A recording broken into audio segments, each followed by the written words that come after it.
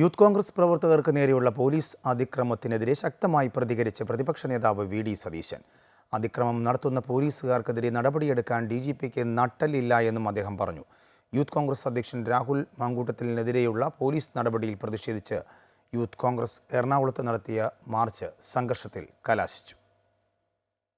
കണ്ണൂരിൽ നടന്ന യൂത്ത് കോൺഗ്രസ് മാർച്ചിൽ വനിതാ പ്രവർത്തകയ്ക്ക് നേരെയടക്കം പോലീസ് നടത്തിയ അതിക്രമം കേരളം മുമ്പ് കണ്ടില്ലാത്ത വിധമുള്ള ക്രൂരമായ നടപടിയാണെന്നും ഇത്തരം ഉദ്യോഗസ്ഥരെ നിയമപരമായും രാഷ്ട്രീയപരമായും നേരിടുമെന്നും പ്രതിപക്ഷ നേതാവ് വി.ഡി. സതീശൻ പറഞ്ഞു. അതിക്രമം കാട്ടുന്ന പോലീസുകാർക്കെതിരെ നടപടി സ്വീകരിക്കാൻ DGP തയ്യാറാകുന്നില്ലെന്നും അദ്ദേഹം കുറ്റപ്പെടുത്തി.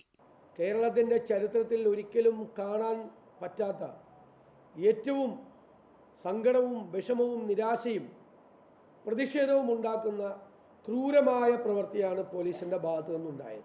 സംസ്ഥാനത്തുടനീളം പോലീസിൻ്റെ നേതൃത്വത്തിൽ നടക്കുന്ന ഈ അതിക്രമങ്ങൾ പെൺകുട്ടികൾക്ക് പോലും മർദ്ദനമേക്കുന്ന സ്ഥിതിയിലേക്ക് കാര്യങ്ങൾ എത്തിയിരിക്കുകയാണ്. കേരളത്തിൽ ഇതുവരെ കാണാത്ത കാര്യങ്ങളാണ് നടക്കുന്നത്. ഇതിനെ ഞങ്ങൾ രാഷ്ട്രീയമായും നിയമപരമായും നേരിടും.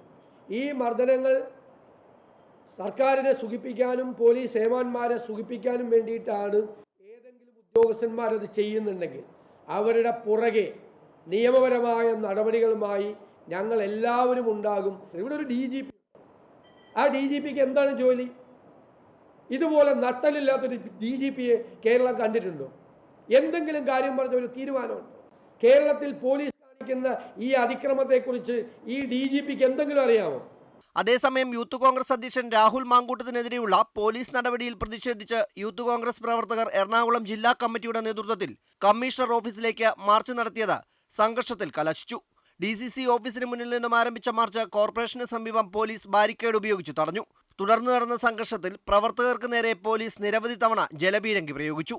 കല്ലും കമ്പും നാളികേരവും ഉപയോഗിച്ചാണ് സമരക്കാർ പോലീസിനെ നേരിട്ടത്.